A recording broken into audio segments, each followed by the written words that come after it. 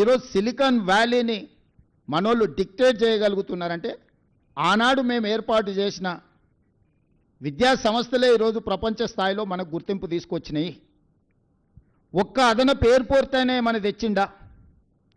మేము కట్టిన శంషాబాద్ అంతర్జాతీయ ఎయిర్పోర్టే తప్ప 10 సంవత్సరాలల్లో ఒక్క కొత్త రైల్వే లైన్ కానీ, ఒక్క కొత్త అంతర్జాతీయ ఎయిర్పోర్ట్ కానీ, పోనీ డొమెస్టిక్ ఎయిర్పోర్ట్ కానీ, లేకపోతే మనకు ఇలాంటి అభివృద్ధి కార్యక్రమాలు ఏమైనా తీసుకొచ్చిండ్రా వీళ్ళిద్దరూ?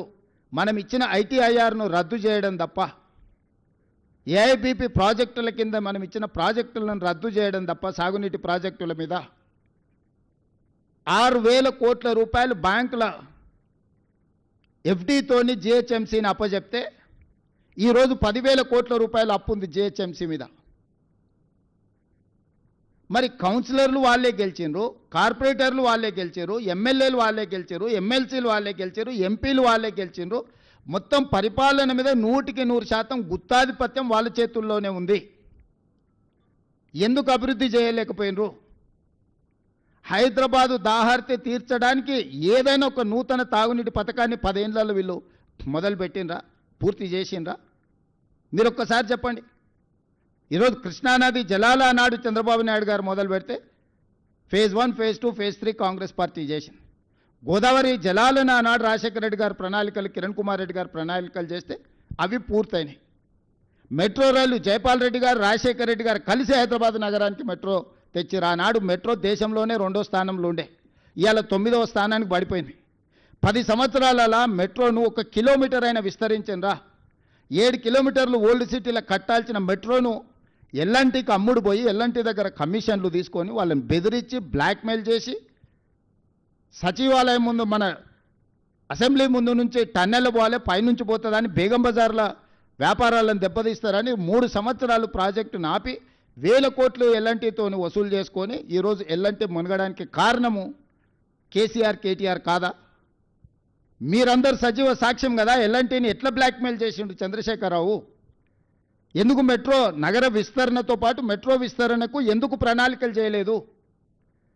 ఎందుకు కట్టలేదు? 10 సంవత్సరాలు స్ట్రైట్గా 10 సంవత్సరాల 20 లక్షల కోట్ల రూపాయల ఆదాయము చంద్రశేఖరరావు గారి చేతికి వచ్చింది తెలంగాణ రాష్ట్రంలో.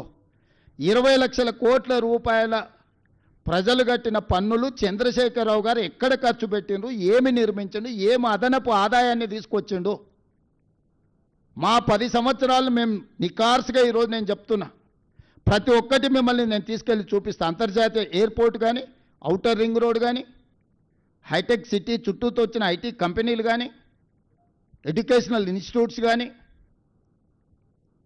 హైదరాబాద్లో ఈరోజు నడుస్తున్న మెట్రో కానీ, గోదావరి జలాలు కానీ, కృష్ణానది జలాలు కానీ, ఫ్లైఓవర్ల గురించి మాకు చెప్తున్నాడు. మరి చెన్నారెడ్డి గారు ఏ రోజు కట్టిండ్రు? ఇక్కడ పెద్దలు చాలామంది ఉన్నారు. ఫ్లైఓవర్ అనే విధానాన్ని కనిపెట్టింది కాంగ్రెస్ పార్టీ. బేగంపేటలో కానీ, లేకపోతే తార్నాకలో కానీ ఫ్లైఓవర్లు ఎప్పుడు కట్టిండ్రు? పోనీ నువ్వు కట్టి పూర్తి చేసిన ఫ్లైఓవర్లు ఎన్ని ఉన్నాయో చెప్పు. మేము కట్టిన ఔటర్ రింగ్ రోడ్డును పల్లి బఠానీలకు అమ్మేసుకొని పారిపోయినావు నువ్వు. పొయ్యే ముందల క్లోజింగ్ సేల్స్ కింద లక్షల కోట్ల విలువైన ఔటర్ రింగ్ రోడ్డుని 7,500 కోట్లకు అమ్మేసింది. అందుకే ఈరోజు ఆ 10 సంవత్సరాల పరిపాలన మేమున్నప్పుడు బీజేపీ, బీఆర్ఎస్ ఉన్న 10 సంవత్సరాల పరిపాలన అంచనా వేసి రేపటి 10 సంవత్సరాల కోసం నేను కొత్త ప్రణాళికలు రచిస్తున్నా. తెలంగాణ రైజింగ్ 2047 అనే ఒక పాలసీ విజన్ డాక్యుమెంట్ని ఈరోజు మేము తీసుకొస్తున్నాము. 2047కి స్వతంత్రం వచ్చి 100 సంవత్సరాలు పూర్తి చేసుకోబోతున్నాం. రాబోయే 100 సంవత్సరాల కోసం ఎలాంటి భవిష్యత్ ప్రణాళికలు ఉండాలనో మేము ఒక విజన్ డాక్యుమెంట్ ప్లాన్ చేస్తున్నాం. ఈరోజు మెట్రో విస్తరణకు 43,000 కోట్ల రూపాయల ప్రణాళికలతో కేంద్ర ప్రభుత్వానికి మేము ఇచ్చినాం. బ్యాడ్ బ్రదర్స్ ఇద్దరు కలిసి అడ్డుకుంటున్నారు, కిషన్ రెడ్డి, కేటీఆర్ కలిసి. ఆనాడు హైదరాబాదు నగర అభివృద్ధి కోసం కొట్లాడిన వాళ్ళని హైదరాబాద్ బ్రదర్స్ అనేటోళ్ళు, శశిధర్ రెడ్డిని, మరి జనార్దన్ రెడ్డిని. హైదరాబాద్కి తాగునీళ్ళు కానీ, హైదరాబాద్ నగర విస్తరణ కోసం కానీ, హైదరాబాద్లో ఉండే పేదవాళ్ళ కోసం, నిత్యం ప్రజల కోసం ఆనాడు ప్రయత్నం చేసిన పీజేఆర్, శశిధర్ రెడ్డిని హైదరాబాద్ బ్రదర్స్ అనేది. ఈరోజు అభివృద్ధిని అడ్డుకుంటున్న కిషన్ రెడ్డిని, కేటీఆర్ను ఈ నగరవాసులు బ్యాడ్ బ్రదర్స్ అని అంటున్నారు. ఈ బ్యాడ్ బ్రదర్స్ ఇద్దరు మెట్రో విస్తరణను అడ్డుకుంటున్నారు. మూసి ప్రక్షాళనను అడ్డుకుంటున్నారు, రీజనల్ రింగ్ రోడ్డును అడ్డుకుంటున్నారు, ఫ్యూచర్ సిటీని అడ్డుకుంటున్నారు. మేము ఈరోజు గోదావరి జలాలు 20 టీఎంసీలు నగరానికి తేవాలంటే వాటిని అడ్డుకుంటారు. హైదరాబాద్లో కట్టాలనుకున్న ఫ్లైఓవర్లు కానీ అండర్ పాస్లు కానీ ఎలివేటెడ్ కారిడార్లను అడ్డుకుంటారు. ఈనాడు 30 సంవత్సరాల నుంచి పెండింగ్ ఉన్న కంటోన్మెంట్ నుంచి షామీర్పేటకు కావాల్సిన ఎలివేటెడ్ కారిడార్, కంటోన్మెంట్ నుంచి మేడ్చల్కు వెళ్లాల్సిన ఎలివేటెడ్ కారిడార్లు ఇవాళ మేము తెచ్చి 5,000 కోట్ల రూపాయలతో పనులను ప్రారంభించినాం. కొన్ని దశాబ్దాల కోరిక, మొత్తం ఉత్తర తెలంగాణ మొత్తం ఈ 2 ఎలివేటెడ్ కారిడార్ల మీదనే ఆధారపడ్డది. హైదరాబాదు నగరం మొత్తం అటువైపు విస్తరించింది.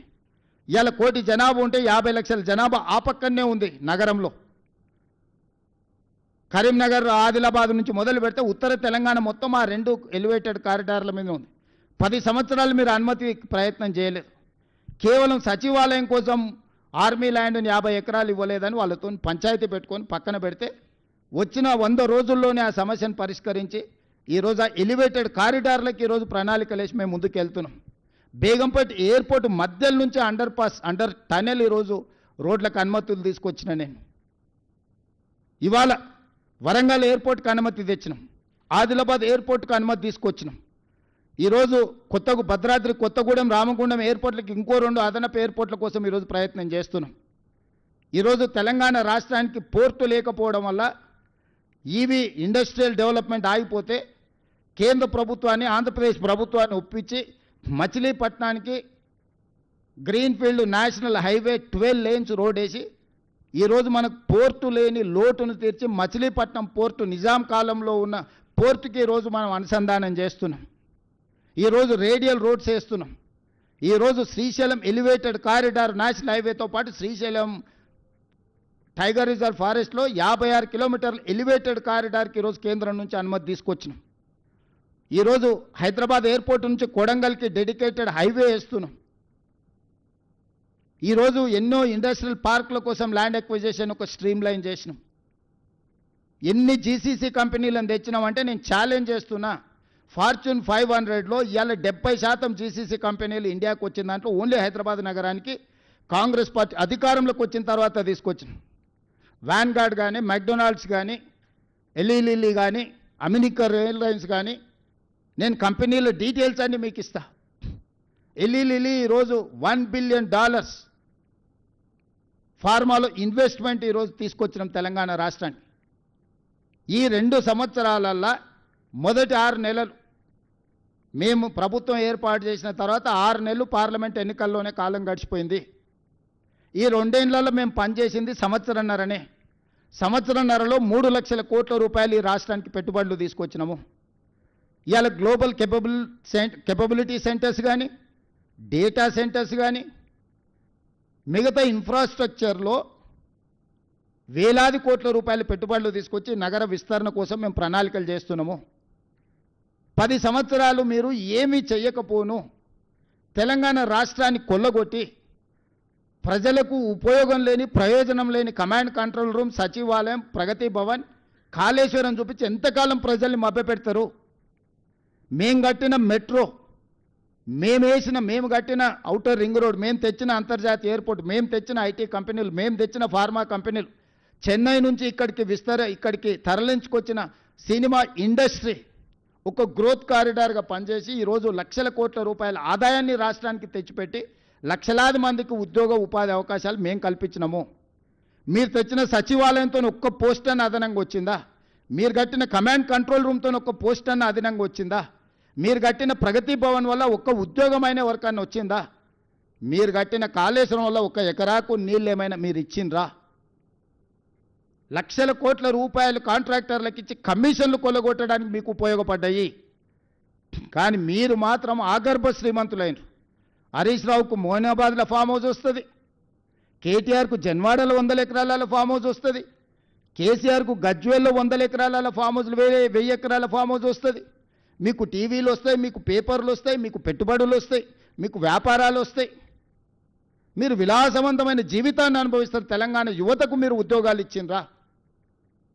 మీరు నోటిఫికేషన్లు ఇయ్యక, కొన్ని నోటిఫికేషన్లు ఇస్తే ప్రశ్నపత్రాలు పరీక్షలు నిర్వహించకపోవడం, కొన్ని పరీక్షలు నిర్వహిస్తే ప్రశ్నపత్రాలు బజార్లలో పల్లి బఠానీలలాగా అమ్ముతుంటే 2011 తర్వాత 2025 వరకు గ్రూప్ 1 ఉద్యోగాలు మీరు నిర్వహించకపోతే, నేను వచ్చిన తర్వాత group 1, group 2, group 3, group 4 medical and health, police department సంవత్సరంన్నర తిరిగే లోపల 70,000 ప్రభుత్వ ఉద్యోగ నియామకాలు చేపట్టి నిరుద్యోగ యువకుల సమస్యను మేము పరిష్కరించినాము.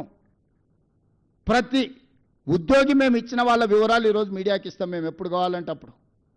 ఇట్లాంటి తప్పుడు మాటలు మాట్లాడతారని ఎల్బీ స్టేడియంలో, శిల్పారామంలో ప్రజల కళ్ళ ముందు 562 మంది గ్రూప్ 1 ఉద్యోగాలు, ఇలా దాదాపుగా డిఎస్పీలు ఎంతమంది ఉన్నారో 120 ఆడపిల్లలు ఎంతమంది డిఎస్పీలు ఉన్నారో ఇలా పేపర్లలో రాశారు. గ్రూప్ 2లో 783 మందికి మీ అందరి సాక్షిగా నేను నియామక పత్రాలు ఇచ్చిన. మెడికల్ అండ్ హెల్త్ కావచ్చు, పోలీస్ డిపార్ట్మెంట్ కావచ్చు, టీచర్లు 60 రోజుల్లోనే 11,000 ఉద్యోగాలు నోటిఫికేషన్లు ఇచ్చి, పరీక్ష ఫలితాలు ఇచ్చి, నియామక పత్రాలు అందజేసిన. ఈరోజు స్పోర్ట్స్ యూనివర్సిటీ, మీరు స్పోర్ట్స్ని కంప్లీట్ నిర్లక్ష్యం చేశారు, మూసేసారు. ఏందయ్యా కేటీఆర్ ఈ నగరానికి తీసుకొచ్చింది ఒక గొప్ప వరం అంటే గంజాయి, డ్రగ్స్. పండగ పూట కూడా దీపావళి పండుగ చుచ్చుబుడ్లు కాల్చుకోవాల్సిన దగ్గర గంజాయి దమ్ము కొట్టాలి, డ్రగ్స్ సేవించాలి. ఈ నగరాన్ని ఒక డ్రగ్స్ అడ్డాగా కేంద్రంగా మార్చిండు కేటీఆర్. నేను నిర్దిష్టమైన ఆరోపణ చేస్తున్నా. నువ్వు కలిసి తిరిగిన కేదార్ దుబాయ్లో డ్రగ్స్ మోతాదు మించి చచ్చిపోయినట్టు రిపోర్ట్లు రాలేదా? నీకు అత్యంత సన్నిహితుడు కదా, నీ వ్యాపార పార్ట్నర్ కదా. నీ బావమరిది ఫామ్ హౌస్లో దొరికిన వాడు డ్రగ్స్ కొకైన్ తీసుకొని దొరికింది నిజం కదా?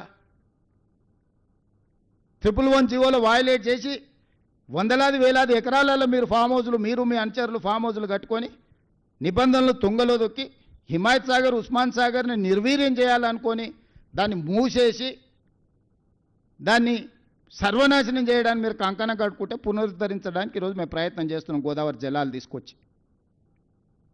ఈ నగరానికి ఏది మీరు ఇచ్చినా ఒక బహుమతి చెప్పండి, ప్రజలకు ప్రయోజనం చేకూర్చేది చెప్పండి, నిరుద్యోగ యువకులకు ఉద్యోగాలు, ఉపాధి దొరికింది ఒక్కటి చెప్పండి. మీరు తెచ్చిన ప్రాజెక్ట్ ఏదైనా సింగిల్ ప్రాజెక్ట్ నేను చెప్పడం కాదు, మీరు ఆలోచన చేయండి. మేము 2014-15లో చేసిన అభివృద్ధిని 2014 నుంచి 2024 మధ్యలో వాళ్ళు చేసిన అభివృద్ధిని, 10 సంవత్సరాలు మా పరిపాలన, 10 సంవత్సరాలు బీజేపీ బీఆర్ఎస్ పరిపాలన తీసుకోండి.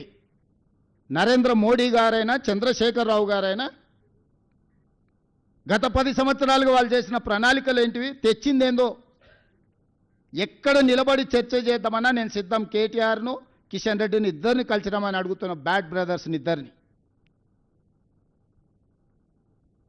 ఇవాళ ఈ నగరాన్ని అభివృద్ధి చేయాలంటే మాకు ఈ బీఆర్ఎస్ బీజేపీ ఎమ్మెల్యేలు ఎంపీలు అడ్డంకిగా మారినరు, చీడ పురుగుల్లాగా తయారైనరు.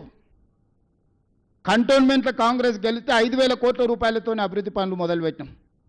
ఇవాళ జూబ్లీ హిల్స్లో గెలిస్తే ఇక్కడ నగరంలో అభివృద్ధి చేయడానికి నాకు సహకారం